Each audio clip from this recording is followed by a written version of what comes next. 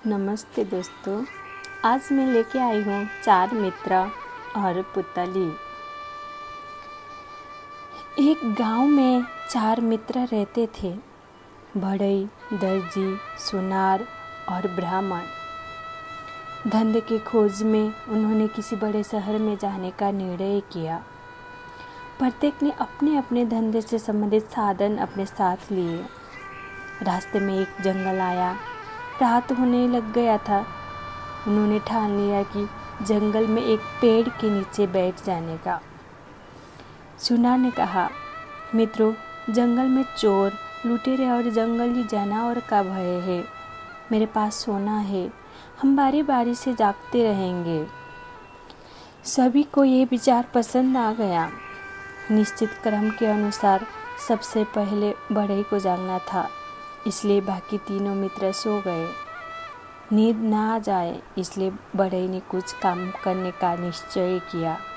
उसने थैले में से अपने औजार निकाले। वो एक पेड़ की डाल काट कर उसकी लकड़ी से पुतली बनाने लगा। पुतली बनकर तैयार हुई। इतने में उसके जागने का समय भी पूरा हो गया। उसने दर्जी को जगाया। उसे लकड़ी की पुतली देकर वो सो गया। लकड़ी की सुंदर पुतली देखकर दर्जी ने उसे सजाने का विचार किया। उसने थैले में से कपड़ा निकालकर एक सुंदर पोशाक तैयार की। पोशाक पहनाने पर पुतली और अधिक खूबसूरत दिखाई देने लगी। इतने में दर्जी के जागने का समय पूरा हो गया। उसने सुनार को जगाया। उसे पुतली देकर दर्जी सो गया। सुनार ने भी अपना हुनर आजमाया। उसने अपनी झोली से सोना निकाला और उससे चूड़ियाँ, गले का हार, कानों की बाली आदि गहने बनाकर पुतली को पहनाया।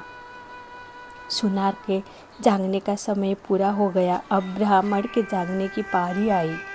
सुंदर वस्त्रों और सोने के आभूषणों से सजी हुई खूबसूरत पुतली को देखकर ब्राह्मण चकित रह गया। उसने अपनी विद्या के बल पर पुतली को सजीव करने का निश्चय किया। उसने कुछ मंत्र पढ़े और पुतली पर पानी के छींटे मारे। तुरंत ही पुतली आँख की पलकें झपकाने लगी और मंद मंद मुस्काने लगी। वो एक जीती जागती सुंदर कन्या बन गई। वो सुंदर कन्या शर्म से आंखें झुकाए ब्राह्मण के सामने खड़ी रही। इतने में से सुबह हो गई। अब बढ़ई, दर्जी और सुनार सभी जाग गए थे। उन्होंने इस सुंदर कन्या को देखा। अब हर किसी के मन में इस सुंदर कन्या से विवाह करने का इच्छा होने लगी। सबसे पहले बढ़ई बोला, इस कन्या को मैंने गढ़ा है, इसलिए केवल मुझे ही इसके साथ विवाह करने का अधिकार है। दर्जी ने कहा, लेकिन सुंदर वस्त्रों से इसका श्रृंगार मैंने किया है, इसलिए मुझे ही इसके साथ विवाह करने का अधिकार है। सुनार ने कहा, इसके साथ विवाह करने का अधिकार मेरा है, क्योंकि मैंने ही इसे सोने के सुंदर आभूषण पहना है। ब्राह्मण ने कहा, यदि मैंने इसे जीवित न किया होता तो क्या तुम लोग इससे विवाह करने को तैयार होते? मैंने इसे जीवन दिया है, इसलिए केवल मुझे ही इसके साथ विवाह करने का अधिकार है। चारों मित्र झगड़ने लगे।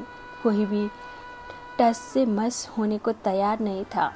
अंत में उन्होंने गांव में जाकर वहां के मुखिया से फैसला कराने का निश्चय किया। कन्या को लेकर चारों मित्र गांव में आए। उन्होंने मुखिया को सारी बातें बताई। मुखिया ने थोड़ी देर सोचने के बाद अपना फैसला सुनाया।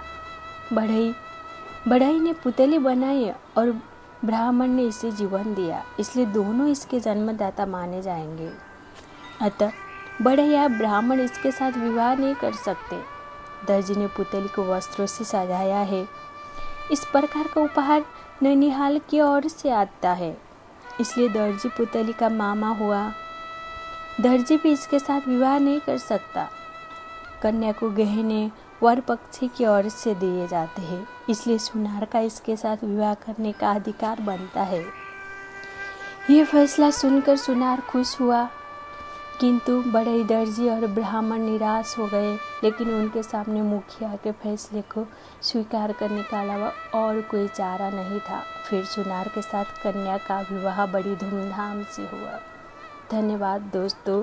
अगर आपको मेरी कथाएं अच्छी लगी तो मुझे सब्सक्राइब करिए।